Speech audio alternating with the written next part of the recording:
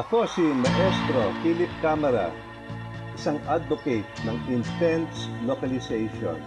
Ito po ay isang school of thought na dahan-dahan namin hihimayin sa programang ito. Ako po si Tomas Alonso, ang manunulat, tagapagdokumento ng mga usaping ito.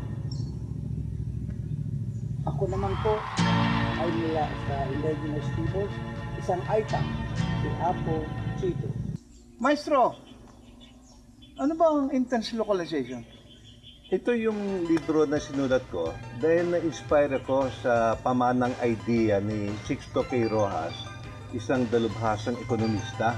Para po sa kapakanan naming IT at sa lahat ng Pilipino ang laman ng librong ito.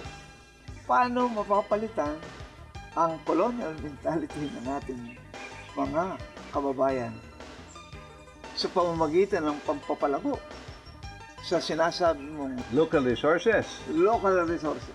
Aba, oo. Intense localization na magbibigay ng malakas at patas na playing field sa bansa natin. May isinulat kang libro na isang bagong sistema ba yan para maiwasan ang pagkasira ng kalikasan. Siyempre, kalikasan muna ang iyong unahin. Maraming sagot, Kuya Tom.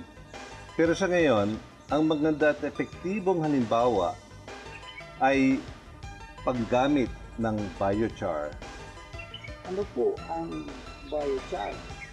Alam niyo po, Apachito, yung biochar, ito po ay yung pagproseso ng mga bagay, halimbawa yung galing sa agrikultura, may mga bagay-bagay dyan na masasabi natin waste, basura ng agrikultura. Pero dahil dati buhay yan, biomass ang tawag doon.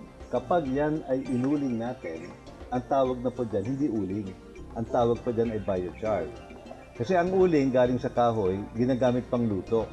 Ang biochar, nagmumula po sa kahit anong dating buhay, biomass, na iulingin natin sa isang espesyal na napakamurang, madaling gawin na lutuan. At in effect, inuuling natin yung dahon, yung dayami, yung ipa, yung bunga ng agoho. Yan ang ipo-convert natin sa biochar. At merong 55 na iba't ibang gamit itong biochar na to na karamihan magagamit natin sa ating mga bukid, sa ating mga farm. Pero hindi lang yan, ang biochar magagamit na rin sa ating bahay, sa paggawa ng pintura na hindi kakalawangin ng ating yero, pangpalamig ng ating semento, pagpagawa ng bahay na kahit walang semento pero may biochar, clay, kawayan, buhangin, nakakagawa na tayo ng bahay. Maestro, paliwanag mo nga sa amin yung solar energy. Paano ito konektado sa intense localization? Ang intense localization, Tom, ang ibig po sabihin yan, yung dati naggagaling mga produkto na kailangan natin sa ating bukid, sa ating farm, sa ating kalusugan, pati mismo pagkain, mapapansin natin sa Pilipinas, nanggagaling sa global supply chain. Halimbawa, yung enerhiya na kailangan natin sa ating bahay, yung kuryente, Sa ngayon, nagmumula sa fossil fuel na nagmumula pa sa Middle East. Tapos, yun ang sinusupply, mga coal, galing sa Indonesia, galing sa Europa, itong coal, para lang makaroon tayo ng kuryente. Samantalang, meron na tayong teknolohiya ng solar panel. Tignan mo, intense localization, ibig na yung kuryente magmumula pa sa fossil fuel na hinukay mo pa sa lupa, ngayon yung kuryente pwede manggaling sa bubong natin. Kaya po, ang ibig sabihin ng intense localization cut-off, iiksihin natin yung supply chain. Papalitan natin yung produkto galing pa sa global supply chain na sa totoo, toxic sa lupa, toxic sa tubig, toxic sa katawan natin. Kaya intense localization, hahanapin pa natin yung alternatibo na nagbibigay ng kalusugan, hindi lang sa katawan natin, pati sa hangin, hindi na masyadong init. Aayusin natin yung lason sa lupa, sa tubig, pati yung mga insekto at mabubuti mikrobyo, may babalik natin yan sa intense localization. Apo Chito, sa inyo pong palagay, papaano ninyo pinupulsuan ang ideya na magtutulak sa pagbabagong sinasabi ng ating maestro? Sa aking obserbasyon, yung kagawian ng magbukid dito sa ating lugar ay nakadepende yan sa commercial fertilizer at mga pestihiyo, yung mga feeds at ibang orientation kung paano ito gawin. Samantalang dito sa pag-aaral, yung intense localization ay lahat ng yan ay pwedeng gawin na walang paggamit ng mga fertilizer na nakakasira sa ating katawan. Sapagkat ang pag-aaral nito, mas higit pa ang aanihin ng magbukid, sapagkat lahat ng problema sa pagbubukid ay kayang solusyonan ng pag-aaral ng intense localization na nabanggit. Kailangan lang talaga tulungan ito ng gobyerno ipamulat, ipalaganap, sapagkat sa buong mundo, sa tingin ko, hindi na gaanong ginagamit ang mga itong chemical na fertilizer na ito at saka pesticide. Mas angkop ito lalo na sa mga katutubo, sapagkat mataas ang presyo niyan sa bayan, samantalang kung magamit yung mga local na material, local na available na gamit para magawa ang mga bagay na yan, mas maganda ang epekto yan sa mga magbubukid dito sa atin. Ang pesticide ay napaka-delikado sapagkat hindi maganda ang epekto sa katawan, sa health ng mga tao. Unti-unti kang papatayin yan. Samantalang, mga damo-damo lang yan kung ano-anong gamit na formulate mo siya into native insecticide. Mas maganda pa sapagkat wala siyang epekto sa taong kakain at mura pa. Obserbasyon ko, lahat naman ng feed galing sa local material yung mga dahon dito, yung mga ibang locally available dito. Ang kailangan lang dyan yung paano mo siya pagsamasamahin at kung anong uring dahon na ilalagay mo at yung mga pananim natin na produkto natin, tayo natin, yan ang mais, wala pa mga klaseng uring product ng agriculture na pwedeng gawin siyang feed ay mas maganda ito at makabuti sa health ng tao sapagkat walang epekto ito sa katawan ng tao. Para mangyari ang yung intense localization, dapat gawin itong programa ng gobyerno. At ito ay palaganapin mula sa baba hanggang national at kailangan ito bigyan ng pansin ng gobyerno sapagkat gumagastos ang gobyerno natin ang laki-laki. Bakit sa ibang bansa wala nang gumagamit ng mga fertilizer? Wala. Lahat yan ay locally produced na fertilizer at mga pesticides. Talagang ginatusan ng gobyerno nila pag-aralan para sapagkat mahalaga ang health sa kanila. Oo. Kasi yung paggamit ng mga to, unti-unti kang papatay niyan. Hanggang maya-maya, di na kaya ng katawan mo. Yung kinain mo, yun ang papatay sa'yo. Alam niyo po, Apo Chito, sa laki ng lupain ninyo na 16,000 na hektarya dito sa Botolan, walang fertilizer o pesticides or feeds na hindi nyo kayang gawin dahil sa intense localization, yung mga akala natin basurang halaman o yung mga pinag-anihan ng produkto na kagaya ng palay, sa simpleng pamamaraan, gagawin natin siyang biochar. At yung mga manure, yung mga dumi ng mga kahayupan doon, yung mga kalabaw, gano'n.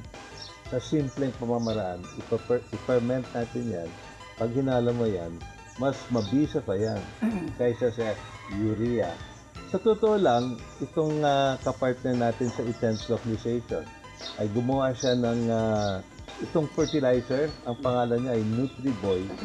At tinesting natin to sa 200 na farmer. Tumaas yung ani nila ng 15%, samantalang yung gastos sa fertilizer bumaba ng 2/3. So, ibig sabihin, yung kinita ng pamilyang nagpapalay ay tumaas, lumaki. Well, ganun din sa pesticides. Sa aming research, yung biochar, haluin lang natin ng konting ingredient, nakakapatay ng insekto, pero hindi gumagamit ng chemical. Yun ang kaibahan niya. Biochar din po ang importanteng ingredient doon. Samantalang yung feeds, alam niyo pa naman na meron po akong Sambali Beef Farm at nag-aalaga kami dito ng baboy, manok. Pero lahat ng feeds nila ay galing lang dito sa aming lugar. Wala kaming binibili na feeds sa commercial, sa mga pabrika. Pero dahil yung mga sa palengke natin, merong sapal, di ba?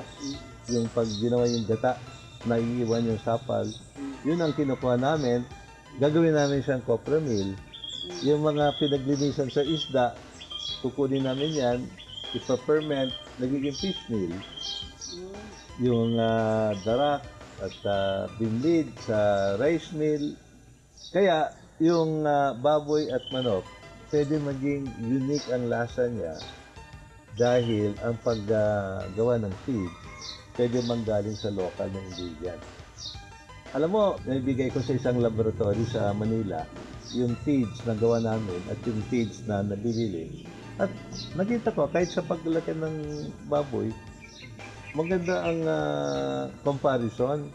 In other words, baka konting research pa, kaya pa natin, mas maganda pa yung local feeds natin gawa sa local na ingredient. Naalala ko tuloy nung ako'y kabataan na ako'y nangingisda sa Manila Bay. Nagkalat ang basura, napulbit na lahat. Ang factory, nawala ang isda. Kaya po ako'y nataboy sa Manila, hindi ko alam kung anong gagawin. Kung yan nagpalaganap noon pa, yung mga mangisda, yung mga estudyante, lahat ay magiging aktibo sa luwag ng ating kabuhayan. Yan siguro, Maestro, sinasabi mong collective intelligence. Yung ginagawa ko, eksaktong ginagawa yata ni Rizal sa Dapitan. Pinagsama-sama ni community, gumawa sila ng yung mga resources nila, nagtanim, gumawa ng patubig, gumawa ng organisasyon. Si Jose Rizal, matuturing natin original na intense localizer. Dahil maraming naman tao pumunta sa Dapitan, di ba? Marami naman nakatira doon. Pero si Jose Rizal, nakita niya yung mga nakatiwangwang na mga resources. Kaya ang ginawa ni Rizal, itong creek na wala nagpapansin, pwede pala maging irigasyon yan. Itong maliit na bukid, may pangangailangan ng community, pwede taniman ng ganon. Walang doktor doon, buti naman nag-aral siya ng pagdodoktor. Ito yung mindset ng intense localization. Walang dapat nakatiwangwang. Dahil, buti naman kung lahat mayaman, lahat walang may pangangailangan, pero nakaka-weird Napakayaman ang bansa natin. Laging nagsasabi sa natural resources. Bakit tayo sa Asia, ikumpara natin sa mga kapitbansa natin, tayo na pinakamababa. Ang poverty rate natin, 52% ng pamilyang Pilipino ay tinuturing sarili nila ay baon sa kahirapan.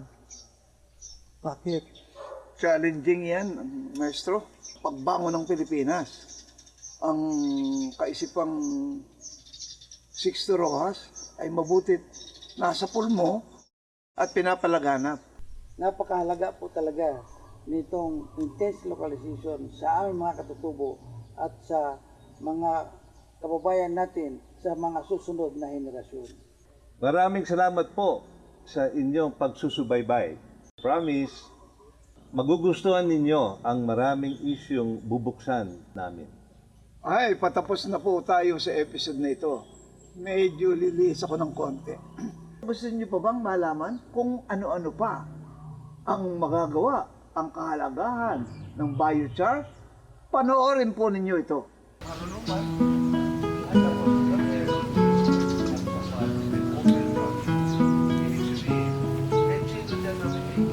Nung natapos na itong proyekto, katakot-takot yung paper ko. Ginawa kong uling. Ginawa ko na siyang biochar. Kahit anong bagay na dating buhay, pwede mo siyang gawing uling pag wala na yung buhay niya. So ito, mais. Oh, may korting mais pa di ba? Yung biochar, itong itim, yan ang carbon. Kaya nananatili yung carbon dito. Hindi siya naging carbon dioxide. Balat ng bean, hindi ito yung bean. Dahil sa dami ng coffee pulp, na nagiging pollution. Kapag ginawa mang biochar sa simple proseso, ang dami ng gamit, di ba? O yung susunugin mo lang, pwede mo palang gawing napakagandang uling. Yung uling na ang haba ng init niya, ang tagal. Hindi basta-basta nauubos to. Sa paggamit ng makina na yan, pupulbusin natin itong biochar. Tapos ang binder, semento. Konting-konting semento.